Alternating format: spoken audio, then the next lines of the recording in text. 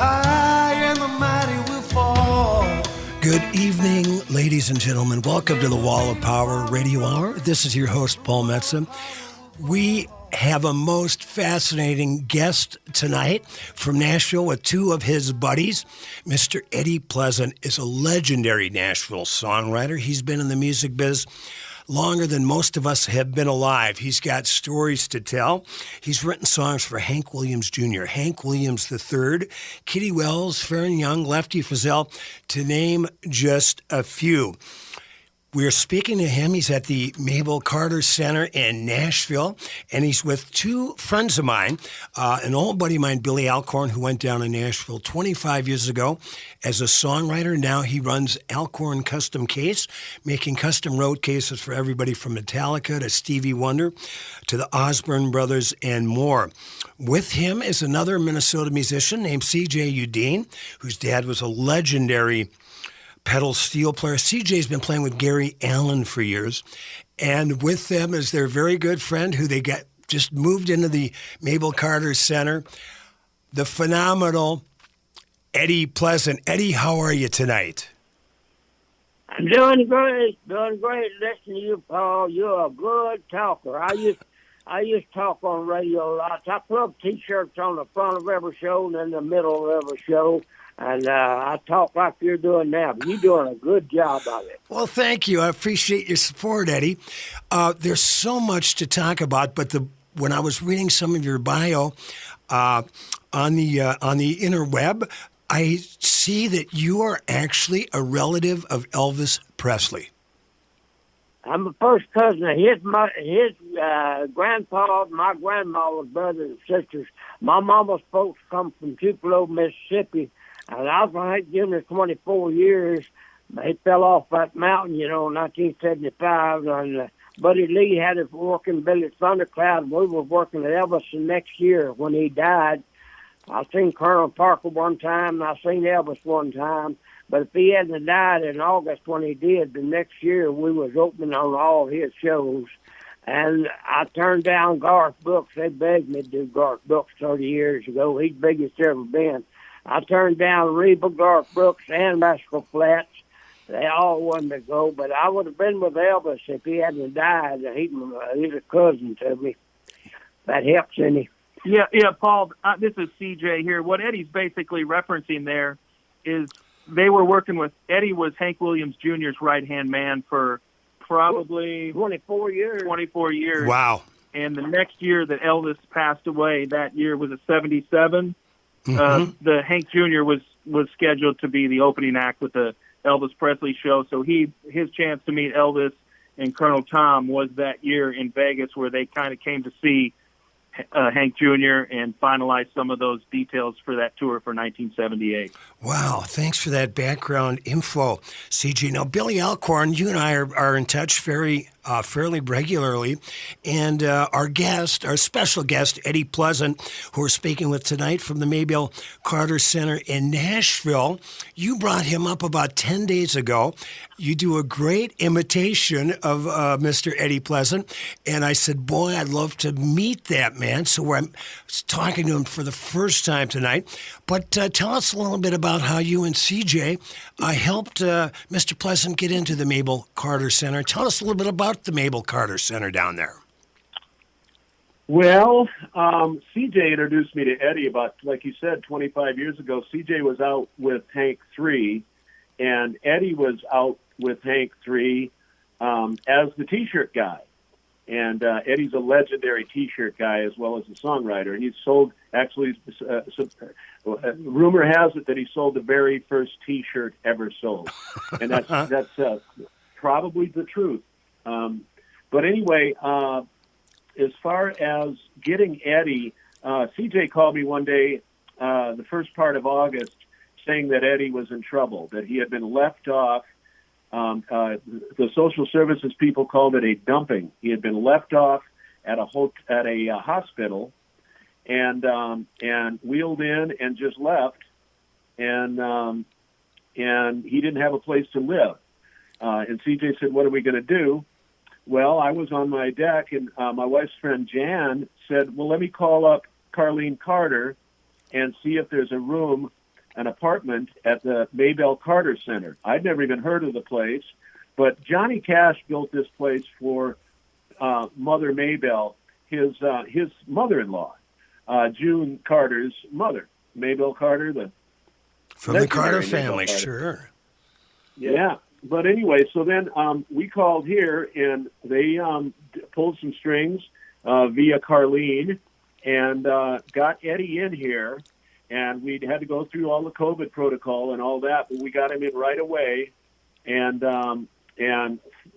thank God, some great foundations in Nashville came to his rescue. And which ones were they, Billy? Let's recognize them.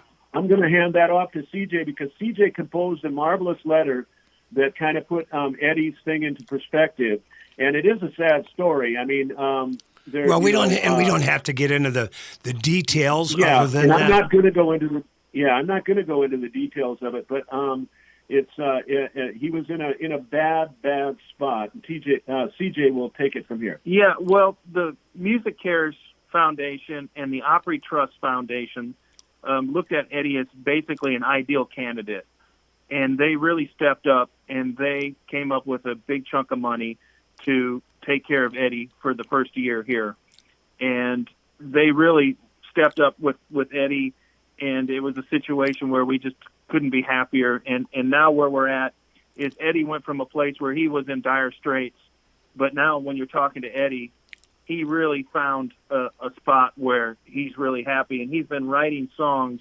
How many songs would you say a day you are writing? About 3 every night. I say I can't sleep at night for some reason.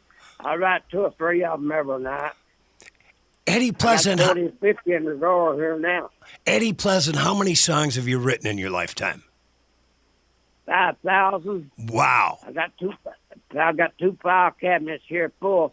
But one thing you might want to know, in the old days, long time ago, Jim Reeves and Hank Sr. was the 2 biggest country acts out there. And Hank Sr.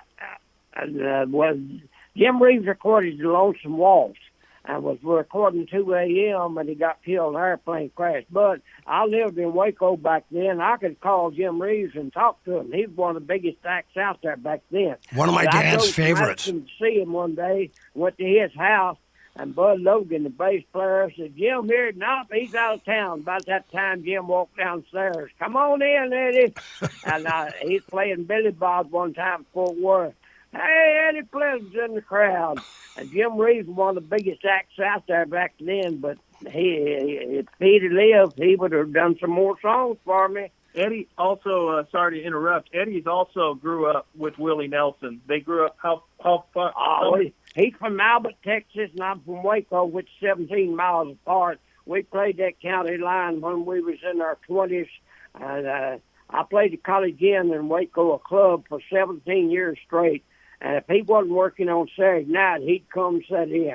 Oh, I'd hate to see him come in, because I strictly Bob Wills on the beat, and Willie is off the beat, you know.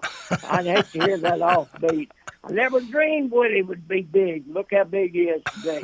Eddie, and what Eddie's talking about there, Paul, is Eddie was playing drums in this band, and him and Willie grew up together. Eddie was straight on the beat with the Bob Wills style. Sure.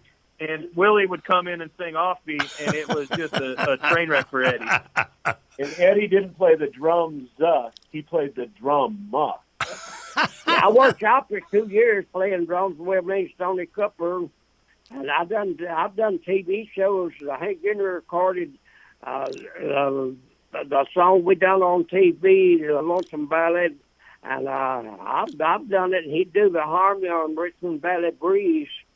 I've done a little of everything, Paul. Yeah, and we're going to get into these stories on the Wall of Power Radio Hour. My guest, my very special guest, Mr. Eddie Pleasant tonight, with his Minnesota buddies, Billy Alcorn and C.J. Uleen.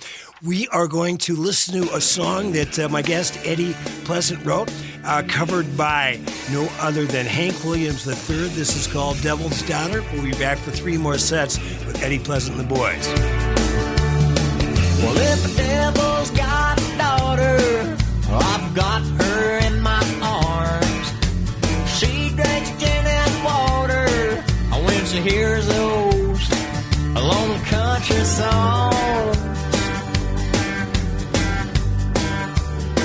she'll howl all night long.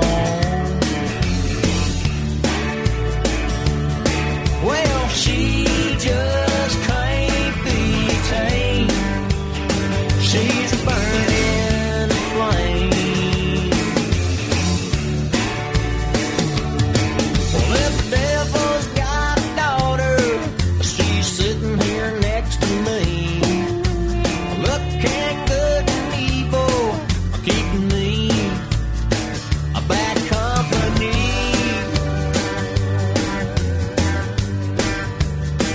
Well, she's melting me. Welcome back to the Wall of Power Radio Hour. This is your host, Paul Metza. I hope you're enjoying this show tonight as much as I am. We've got the great legendary songwriter and true Nashville country music character Eddie Pleasant on tonight with his buddies from Minnesota who live in Nashville, C.J. Uleen and Billy Alcorn. Now, Mr. Pleasant, tell us about, according to when you do a little research on your fine self, you sold one of the first concert T-shirts in about 1967. Everybody listening tonight has at least one concert T-shirt in their drawer. How did that start? Well, Buddy Lee started. He got the idea. A long time ago, all they had was a little something on the back of a T-shirt. At the end of the show, the band would sell T-shirts. Buddy Lee come up with the idea. He was managing Hank Jr. back then. He said if we put a picture on the front, I believe that'll sell.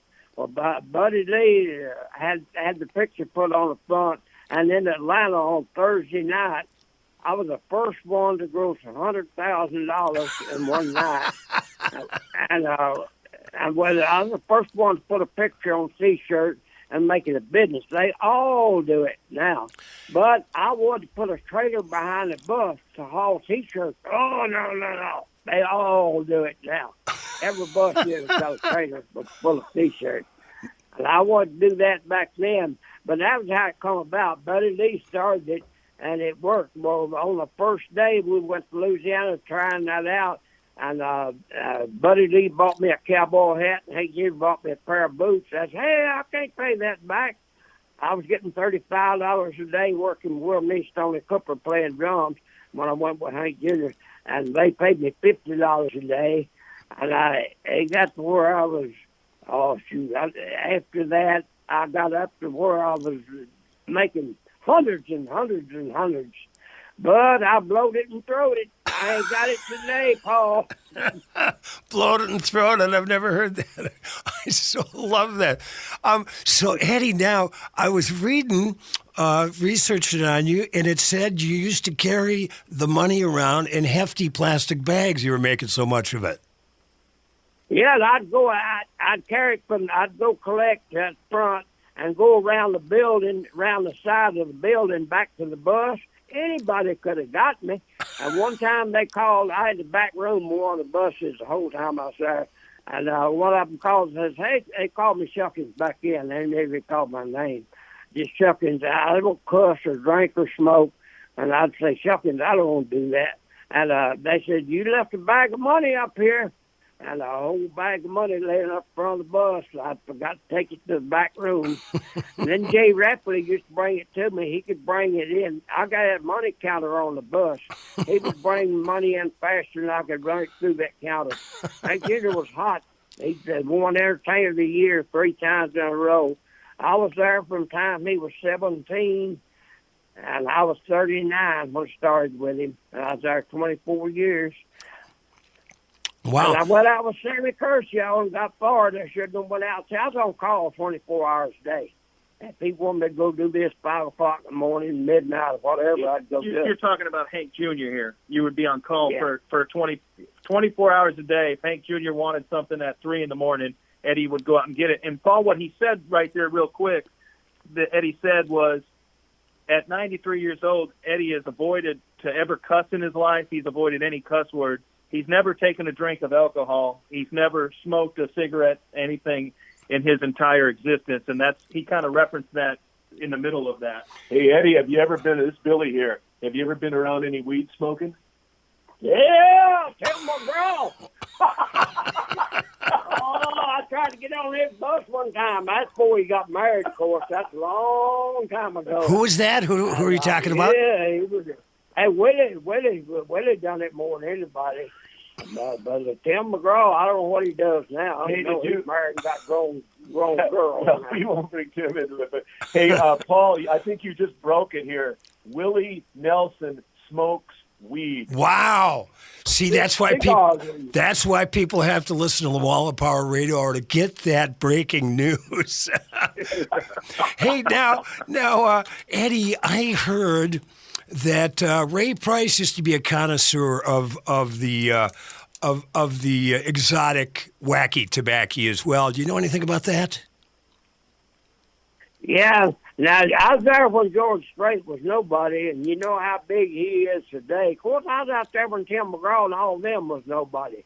I was out there when Leonard Skinner, Ronnie got killed in an airplane crash, and I heard his daddy tell Johnny, "You're going to have to be a singer." I ain't no singer. Well, of course, his daddy's dead now, but Leonard Skinner's still going, and Johnny's still singing. I was there when his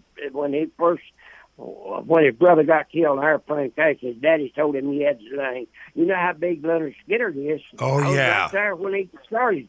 Hey, Eddie, I think Paul was asking about Ray Price. Did you know Ray Price?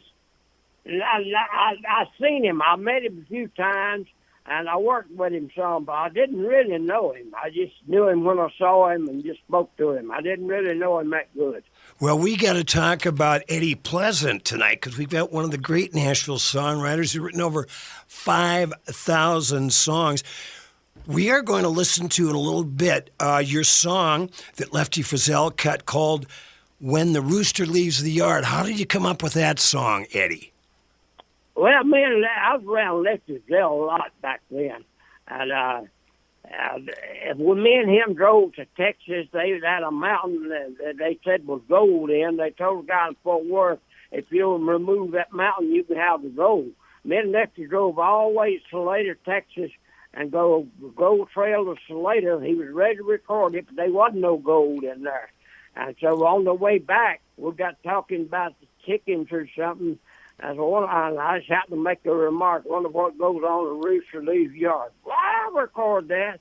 I wrote it for him, and Charlie McCoy's playing harmonica on the rooster part, and it come out real good when the rooster leaves the yard. It was a pretty big record on Lefty Frizell, but back then I was around him all the time. And that is the great Charlie McCoy playing harmonica, right? Yeah. I worked with Stony Cook for 2 years. Stoney we believe he was a boss till Stoney started drinking. And then when Lefty started riding with us and he was drinking with him, when he didn't have no say so at all. Lefty drank, you know. We've got also. Yeah, go ahead, Billy. Paul, yeah. Lefty was, if you listen to the Lefty on this particular track, think about how much he sounds like Merle Haggard. Oh, yeah, Merle loved him. That's the reverse, because Merle Haggard sounded like Lefty. Lefty was Merle's hero. Right. We have, that was Billy Alcorn, my old buddy, his buddy, C.J. Uleen, and our star of the show tonight, Eddie Pleasant. We're going to listen to the Lefty Frizell version of Eddie Pleasant's song, When the Rooster Leaves the Yard. Back with these three great gentlemen for two more sets on the Wall of Power Radio Hour. I took a job away from home to make my income grow, 'cause my baby wouldn't go with me. I thought I'd take it slow. I waited for her mood to change. I wrote till I got tired. Now I'm wondering what goes on when the rooster leaves the yard. A rooster is the king. On his yard he sets the pace. I'd go back and run mine, but I'm afraid I've been replaced. My baby writes to me, but her words are cold and hard. Now I'm wondering what goes on when the rooster leaves the yard.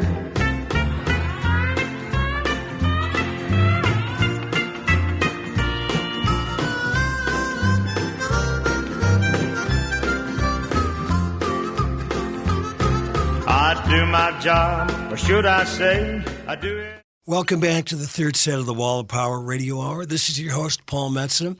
I'm really enjoying our show tonight. We have the great songwriter and character Eddie Pleasant speaking from the Mabel Carter Center down in Nashville with his two good friends and two friends of mine, Billy Alcorn and C.J. Uleen. C.J., tell us, how did you meet Mr. Pleasant? Well, it's a funny story. When I got to Nashville, I was fortunate enough to have the Hank Third job playing pedal steel. And when I got on the bus, you know, we didn't know anybody, and I didn't know. I was new to town from Minneapolis, and I was pretty nervous. And when I got on the bus, all these kind of legends that I was aware of were getting on this bus. There was the Bama Band's fiddle player named Vernon Derrick, and Vernon he had a nickname called the Mean Fiddler, and was really famous in Alabama and being in the Bama Band. And what I realized real quickly was Hank Jr. had fired all these guys, and in Hank 3, with his big heart, he decided he wanted to put these guys back to work. Oh, bless so him. I'm sitting on the bus, and Hank 3 and everybody gets on the bus, and Eddie Pleasant walks on the bus, and he looks around at everybody, and he says, "Who is the steel guitar player is the only thing I want to know." And I raised my hand about as timidly as I could, and he just looked at me in disgust and said, "Why did we not hire Don Helms? He was available." And I thought, oh, my God, what have I gotten myself into? But I'll tell you, I saw this guy in action with his vintage Fender amplifier selling T-shirts with a microphone, and I had never seen anything like it, and I absolutely fell in love with this guy and the personality and the character of him. And he has been known to anybody that's ever known this guy as the most generous guy, and in some ways too generous because he's given away a lot of his fortune. Well, I give away $500,000 in my heyday, but one thing I do want to tell you, Paul, I can write anything you give me. I've got 5,000 songs. Can you give me a title? I'll write it for you. I don't care if it's a cow jumped over the moon. I don't care what it is. I can write any title you give me. well, Billy Alcorn and I were talking last night. He said you've even tried to push shop a couple of your tunes to hip-hop artists. Is that correct? Oh, yeah. And I got a letter from California the other day from Mary Hannon that worked for Jay Williams at William Morris Agency. And I got a letter from her saying, she's a hip-hop. She likes hip-hop artists. She said she sure missed them songs I used to drop off at William Morris. She's at the Hollywood office now.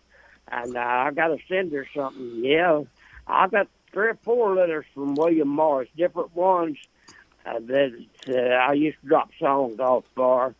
But I'm 93, but I still get around to be 93, and I can write any title you give me. If you think of something, I'll guarantee you I'll do it for you.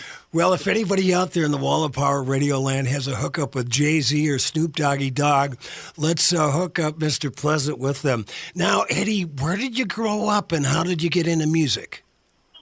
All right, I was born in Wells, Texas, right out of Lufkin. That's East Texas. I was born on a Wednesday morning, July 3rd, 1927, in a little bitty farmhouse with a country doctor. No hospital, just midwife. And it took all weekends for me to be born. I was born on Wednesday. And I went to Merchant Marines. I got married when I was 17, went to Merchant Marines, stayed a year.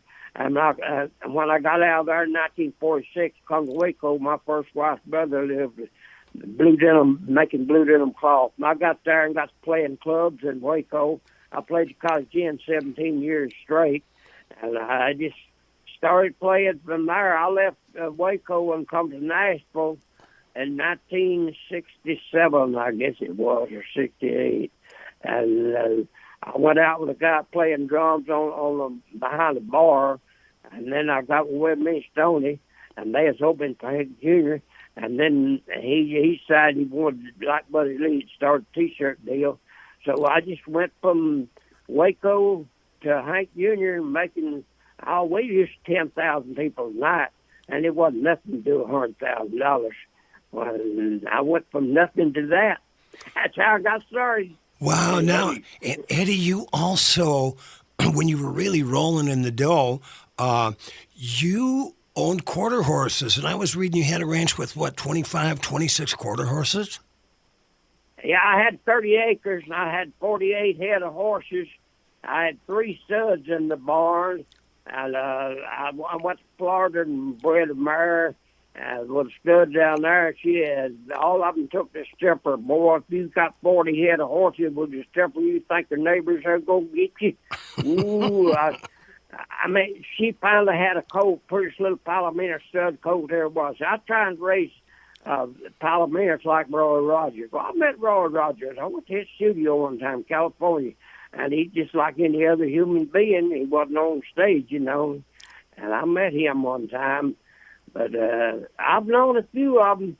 But I want to meet you, Paul. Oh, I got to meet you guys. I've got 3 studs from Nashville on today. Speaking of studs, Billy Alcorn, my old buddy, C.J. Uleen, and they're both musicians. And they are introduced me to the great Eddie Pleasant, my special guest tonight. So, Billy Alcorn, tell me your story about the first time you met Mr. Pleasant. Well, like I said, CJ, he introduced me. Eddie used to live in Hendersonville. That's where I live. And, Eddie actually came to work for us. I was working for Andy Griggs, this new artist at the time. And we put Eddie to work selling T-shirts at CJ's request. And that's how I met Eddie. And CJ used to live in his little carriage house behind Eddie's house. And yeah, that's it. I was always kind of taken by him because he had all these stories, and he was such a good guy. If you want to hear the truth, just ask Eddie, because he probably, along with never taking a drink or never cussing, he's probably never told a lie. And that's pretty rare commodity. And this is CJ, and sometimes that truth, Eddie, has gotten you in a little bit of trouble because you just cannot tell but the truth, and that's gotten you a little bit of trouble in your time. Yeah, last time I saw Willie was I was selling T-shirts for Andy Griggs, and I saw him in Denver last time I saw Willie Nelson a long time ago. But I've got a picture here, me and Willie and his sister, you know, she's still with him. She still plays piano with him. They was raised in Albert. Their grandparents raised them. But I've got a picture here of me and Willie and Silly, his sister. I've got a bunch of pictures. I've been around a little bit anyway, Paul, but I'd like to get around and see you. Oh, I'd love to get down there and see you. Now, Eddie, I heard a story when I was doing a little research on you, and then I'm not going to say who confirmed it. Did you take a guy that looked like Hank Williams Jr. out on the road to sign autographs but wasn't Hank Williams Jr.? Yeah, I've known him since before he was born. I was there when he was born, and when he was growing up, he'd help me sell T-shirts. And when Hank Jr. got on his last song, they'd come to get him, and he'd take off with the money. I'd say, hey, bring that money back here. He said, that's my commission. He'd keep all he took in. Junior? But Ed, keep all he took in. Junior. Hey, yeah, Eddie, he's talking about the guy that you took around to the county fairs the year that Hank Jr. took off. Remember the Hank Jr. lookalike? Oh, I took the bus. I took both buses and went all over the South. I had Aaron Boswell that sounded like Hank Jr. I had another one that looked like Hank Jr. And I thought it would really pay off. I really park them buses and let somebody come on them. They didn't. Nobody want to come on them buses without the star was there. Jesse Dawson, man, he looked just like Hank Jr. And Aaron Boswell sang like Hank Jr. But they wanted Hank Jr. They didn't want no bus or me. I lost thousands of dollars on that. So I kept it out there 2 weeks, going all over the South in both buses. So that's how much did you charge to get? Charged $5 on Hank going on the bus and get toured. But Hank Jr. told me to bring the buses in. I didn't do it. I kept them another week. I could do most anything I wanted to back then. Oh, wow. That's one of the I greatest. take orders It's one of the now, greatest Billy, stories I've ever these heard. days, it's got all this going. I do whatever they say do, Paul. So, when you were growing up, were you doing 6 nights a week in these clubs down there in Texas when you were playing drums? No, just weekends, Friday, Saturday, and Sunday. I got $5 on Friday night, 8 on Saturday, and 5 on Sunday. Wow! Now, They get Hank Jr. gets $200,000 a day now, plus T-shirts, another 100,000, 50 to 100,000. But now I played college in 17 years, just Friday, Saturday, and Sunday. What was the name of that band when Willie Nelson would walk in? And was that your band? Oh yeah, Double Eagle Boys. Eddie Pleasant and the Double Eagle Boys? Yeah. Now, but Billy, back then, Willie Nelson worked for his brother-in-law, Bud Fletcher. He's dead now. But Willie was a guitar player. He wasn't the singer he is today. He played lead guitar with his brother-in-law, his sister's husband. And that's all been a long time ago, but I've been in it all my life ever since I was 20 years old. wow! Hey, Eddie, I was just trying to remember. You told me when you were telling me about your merchant marine days. When you were at sea, tell them what happened. What you heard over the radio. The war was going on full strong, and we was 4 days from Uleen to Japan. We was 2 days out when the war was over. The only reason it was over, Mike Arthur shot an atomic bomb on Japan. Truman said, "You're fired." Well, Mike Arthur said, "Well, if I'm fired, I'll shoot another one." He shot another atomic bomb on Japan and ended the war. But we was 2 days from Japan. If he hadn't ended that war like that, I'd been right in the middle of it. I wouldn't be here today. They were going to raid Japan from the air and the sea and the land at the same time. I was in a big convoy from Uleen to Japan when the war was over in 1946. I was in there a year, but if MacArthur hadn't dropped that atomic bomb, I wouldn't be here today. Wow! MacArthur. Eddie Pleasant, thank you for your service. And we are going to listen to I have to think you've got a little faith in a greater power, and we're going to listen to a song you wrote that Hank Jr.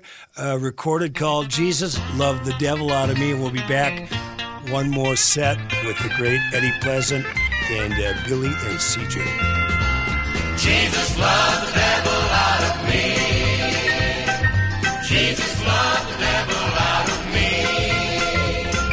When he took me by the hand, old Satan just gave up and ran. Jesus loved the devil out of me.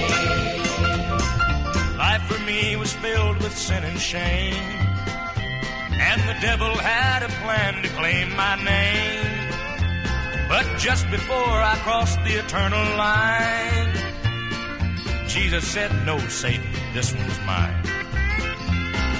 Jesus loved the devil out of me. Yes, my Jesus loved the devil out of me. When he took me by the hand, old Satan just gave up and ran. Jesus loved the devil out of me. No will to live, my future looked so cold. The devil stood there waiting for my soul.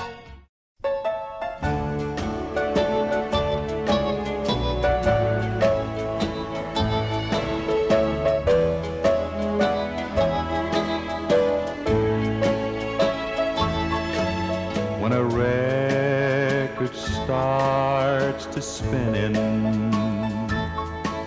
and love words make a song, I think of a million sweethearts, but only one I could own.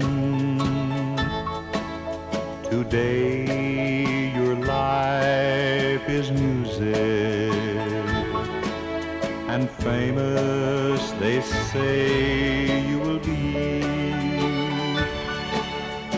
Darling, sometime. We just heard our guest, the great Mr. Eddie Pleasant. This is Paul Metsa, host of the Wall of Power Radio Hour. Eddie, You are such a fascinating character, such a great storyteller, a wonderful human being. I want to have this be kind of a semi-regular event here on the Wall of Power Radio Hour. You have an open door to my radio show anytime you feel like it. How does that sound? I'll tell you one more story. I worked Merle Haggard a lot back in the old days. Willie Nelson had a TV show, and we went in to eat one day at a truck stop, and them girls all over Eubanks, because he had that TV show. And you know how big Merle Haggard was. Yeah. And they didn't hardly pay Merle Haggard no mind. I rode Merle Haggard's bus and worked for him for a long time. And it's just as big as he was, and because Eubanks had a TV show, the girls all over him didn't even look at Merle Haggard. You believe that? Now, who's your best boss, Eddie Pleasant? Who do you enjoy working for the most? Oh, let's see. Who did I like the most? I've been with Sammy Kershaw, Andy Griggs, Ken Mellons. I guess Hank Jr. I was with him 24 years, but I got along good with Hank 3. I never hear from any of them anymore. I don't know. I worked with Kent Wells 8 years. I never hear from him anymore. As the world changes, it's just, music is just not like it used to be. But I keep putting with it anyway, Paul. I appreciate your help on it. And Billy and CJ's trying to keep me going here. I might live another year or two. Y'all helping me. You're going to live longer than that. Now, CJ Uleen, what is the GoFundMe site? Can people still donate to Mr. Pleasant? When the folks, the fine people at Music Cares and Opry Trust stepped up in this COVID times, me and Billy talked extensively about this. We didn't want to ask people for money right now, and due to the fact that those organizations really stepped up for Eddie, there is no GoFundMe right now. Okay. We're not asking anybody for any money right now. Fortunately, because of, like I say, that those organizations stepped up. So Eddie's good for about a year here right now, and then me and Billy are going to sit down and figure out what we can do if we have to go back to those organizations or whatnot. But as of right now, Eddie's in good spirits and he's in a good situation. And it's paid up for 9 months. They paid it. My Social Security is 15. This year's 36. So they got the difference. And they were one that's paying it. Billy Alcorn is, what do you call that? I say Music Cares. Yeah, but he's in charge. What's that? Power of attorney. Power of attorney. There you go. Billy, if you need to know anything, call Billy. If you can't get him, call CJ. But Billy's one's got power of attorney. That is so. Well, you got to feel pretty lucky, Mr. Pleasant, to fall in with these two good Minnesota boys, huh? Oh, yeah. They both take care of them, and that's good. If I wasn't writing these old songs, I'd go crazy. Because I look at this room at night. It's dark, and I have to get on them old songs. Keep them. Daytime, I can look out and see everybody. I can even go downstairs and meet people on the porch, but at night when I write these songs, I sleep all day. Tell Paul, this is CJ, tell Paul about when you would travel with Hank Jr. like in a convertible Cadillac, and you would drive. Oh, it was Hank Jr. who did that. He was on the Opry. And we'd leave going to Trevita Streeter, Illinois, I believe it was. Anyway, I was driving when we'd get out because he'd shake his hands with the people and waving at them. As soon as we got out of town, he would drive. He drove all the way to Illinois and got within 100 yards of the place where we was going to play and slammed on the brakes. What in the world's wrong? Get over here and drive. What did it look like me driving in? He drove all the way up there. I only drove 100 yards. I remember I did a show years ago, Eddie Pleasant, with David Allen Co. I opened up, and David showed up driving his own limousine. It was quite the sight. Yeah, I drove. I had to drive all the way to California one time. A bus broke down. I had to drive a limo out there. And I said, man, I'll go to sleep. And he said, here, take this aspirin. Well, it wasn't aspirin he gave me. I'll tell you, when I got to California, I wanted to drive some more. whatever it was he gave me, it sure kept me awake. Because I drove around that building and run that limo into the building. I had to go get it fixed. But I don't know about dope. But anyway, whatever he gave me wasn't no extra. You know, I got to ask you, Eddie Pleasant, you've never smoked a cigarette. You've never had a drop of alcohol to your lips. You're 93 years old. You're sharper than a tack. You're writing 3 songs a day. What kind of advice can you give everybody else out there on how to live such a long and productive life like Eddie Pleasant?